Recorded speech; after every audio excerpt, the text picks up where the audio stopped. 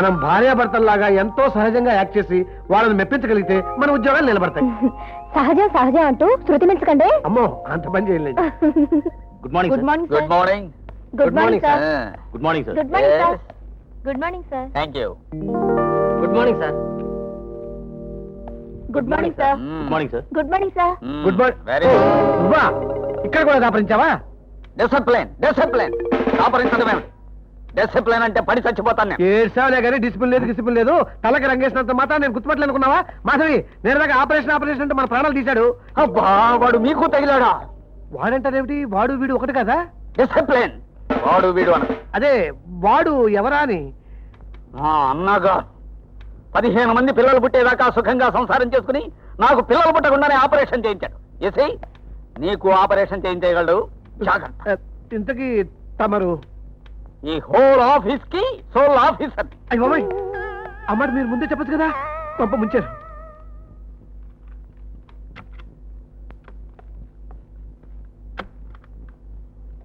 రమ్మంటున్నారు. నన్నేనా? కాదు మీ ఇద్దరిని. మా ఇద్దరినా? అవును మా ఇద్దరిని. మీ ఇద్దరు కొత్తగా పెళ్లి చేస్తున్నాం కదా. ఎలా ఉంది మా జంట? మీ జంట ఎలా ఉంటే ఏంటంట? ముందు గంట కొట్టి వెళ్ళండి. గంట ఎక్కడుంది గంట? గంట అంటే ఆ గంట కాదు, ఈ గంట.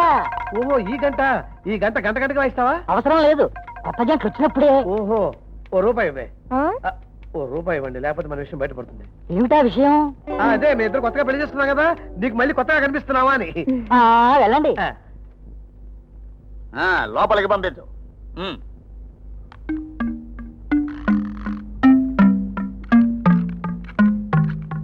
Come in sir. లోపలికి వచ్చేసిన తర్వాత రావచ్చా అని అడుగుతారేమిటి? అదే డిసిప్లిన్ లేకపోవడం అంటే. డిసిప్లిన్ అంటే పడి చచ్చిపోతాను నేను. SIT down. అక్కడ కూర్చుంటున్నారేమిటి? కింద కూర్చోమన్నారు కదా. డిసిప్లిన్ అంటే మీకు మరీ అంత అక్కర్లేదు. ఇలా కుర్చీలో కూర్చోండి. మామూలుగా నడిచెళ్ళి కూర్చోండి.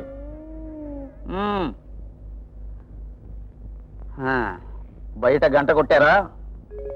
ఇక్కడ కూడా గంట కొట్టాలా సార్? నైవేద్యం కూడా సమర్పించుకున్నాం. ఎంత? అందులో మీకు కూడా షేర్ ఉందా సార్? వాట్? అదే డిసిప్లిన్ లేకపోవడం అంటే. అబ్బే ఇద్దరు షేర్ చేసుకొని ఇచ్చామంటున్నారు. పోన్లేండి, మీ పేర్లు చెప్పుని కాఫీ తాగుతాడు వాడు. డిసిప్లిన్ అంటే పడి చచ్చిపోతాను నేను, అందుకనే అలా అడిగాను. మీ పేర్లు? బుచ్చిబాబు అండి. మాధవి. పెళ్ళెప్పుడైంది? మీ ప్రకటన చూడగానే. కాదు కాదు, మా చూపులు కలవగానే. అవునండి. పిల్లలు ఎంతమంది? ఇంకా లేదండి, ప్రస్తుతం ఆ ప్రయత్నంలోనే ఉన్నాం. Very good. ఈ బోత్ వర్ ఎ పాయింట్. నిజంగానా sir? Thank you sir. Thank you. Go now.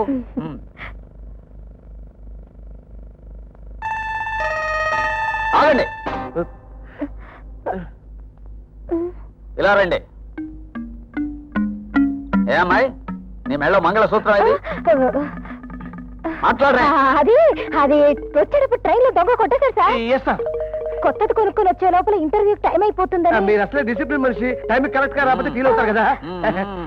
Yes yes, ఇలాంటి ఇబ్బందులు వస్తాయని నేను రెడీగా ఎప్పుడు ఓ మంగళసూత్రం సెట్ ఇక్కడ అట్టి పెడతాను. కట్టు. నేనా? భర్తవి నువ్వు కాకపోతే నేను కడతాంటాయే. కట్ట. కట్టమంటావా? ఆవిడ్ని అడుగుతావు, నువ్వే మనిషివయ్యా. కట్ట. ఇలా ఇవ్వండి. ఈయనకి ముళ్ళు సరిగ్గా వేయడం చేత కాదండి. ఇలా నాజుగ్గా వేయబట్టి నిక్షేపం లాంటి నా మంగళసూత్రాలు ఆ దొంగ తెంపుకుపోయాడు.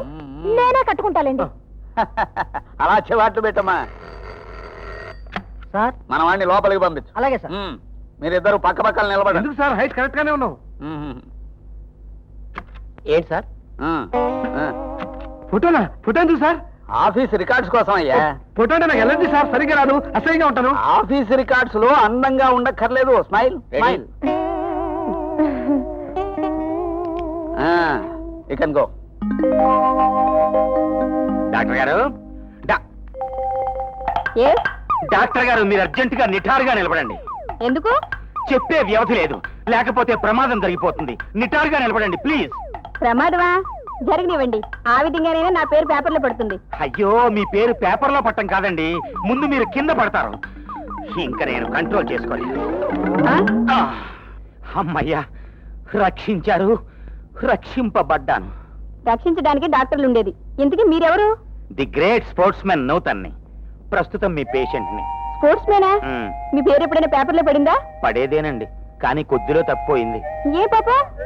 జెండా వందనం చేయడానికి ఓ మంత్రి గారు వచ్చారండి. జెండా తాడు విప్పడానికి ఆయన గారు ఓంగున్నాడు. ముడి సరిగ్గా రావట్లేదట. ఈ లోపల నాకు మూడ్ వచ్చేసి పరిగెట్టుకుంటూ ఆయన దగ్గరికి వెళ్ళానండి. మీరు నిలబడ్డట్టే ఆయన లేచి నిలబడ్డాడు.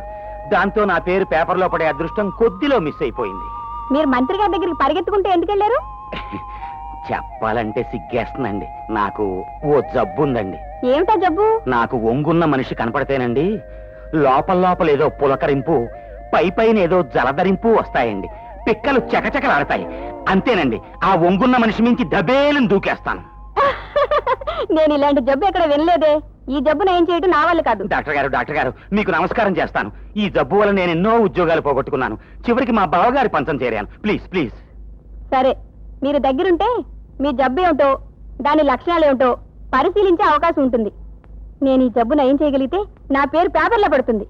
అందుకని మీరు నా దగ్గర కాంపౌండర్గా చేరండి. Thanks madam.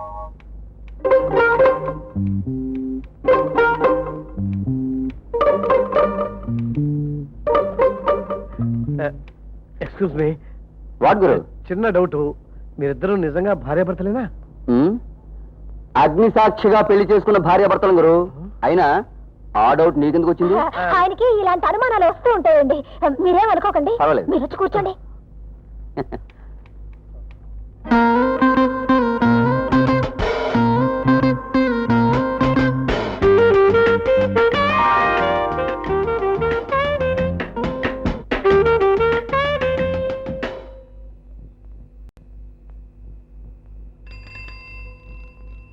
ఇదిగో.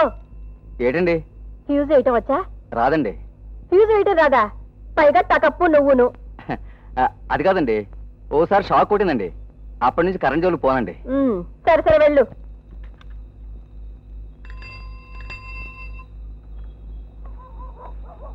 శివరాం గారు. ఏమండి, ఏంటి బయట నిలబడ్డారు? కరెంట్ పోయిందా? అవునండి, ప్రతిరోజు ఫ్యూజ్ పోతూనే ఉంది. నిన్న సాయి గారు, మొన్న గోపాల్ గారు, ఇలా ప్రతిరోజు ఎవరో ఒకరు ఫ్యూజ్ వేస్తూనే ఉన్నారు. మళ్ళీ మళ్ళీ వాళ్ళని ఇబ్బంది పెట్టడం బాగుండదు కదా అని. దీంట్లో ఇబ్బంది ఉందండి, నేను వస్తా పదండి. చాలా థ్యాంక్స్ అండి. రోజు ఇలా ఫ్యూజ్ పోవటం, నేను ఎవరో ఒకరికి సాయం అడగటం, చీకటి పడేసరికి రోజు ఒక మగాడు నా ఇంట్లోకి వస్తుంటే చూసే వాళ్ళు ఎక్కడ అపార్థం చేసుకుంటారోనని నా భయం. తప్పు. నిప్పు లాంటి మిమ్మల్ని అలా అనుకునే వాళ్ళు ఎవ్వరూ ఉండరండి. మీది విశాల హృదయం కాబట్టి నన్ను బాగా అర్థం చేసుకున్నారు. ఇదిగో మెయిన్, ఉండండి టార్చ్ లైట్ తీసుకొస్తాను.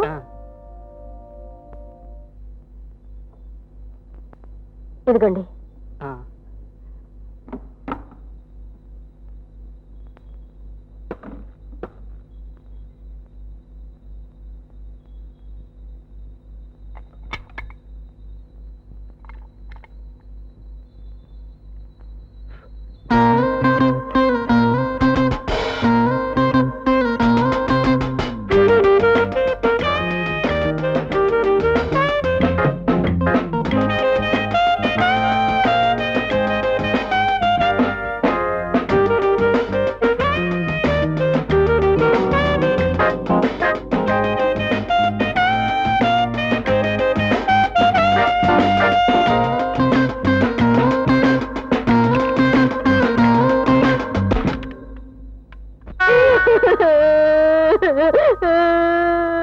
మీరేదో విశాల హృదయులు అనుకున్నాను, ఇలా చేస్తారని అనుకోలేదు. మైసూర్ నుంచి తిరిగి వచ్చే నా భర్తకి మహిళ చూపించదు. ఏదో అలవాటు అయిపోయిందండి, పొరపాటు అయిపోయిందండి. ఈ వీధిలో ఎవరింట్లో ఫ్యూజ్ పోయినా ఇంతేగా.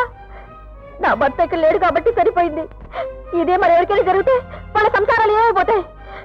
నేనేమైపోయినా పర్వాలేదు, ఈ విషయం అందరికీ చెప్తాను. ఏమండి, ఈ విషయం బయట చెబితే ముందు నా సంసారం కూలిపోతుంది, తర్వాత రేపు కేసు కింద నన్ను జైల్లో తోసేస్తారు. మీ కాళ్ళు అట్టుకుంటాను, ఎవరికి చెప్పకండి. సరే, మిమ్మల్ని చూస్తుంటే జాలేస్తుంది.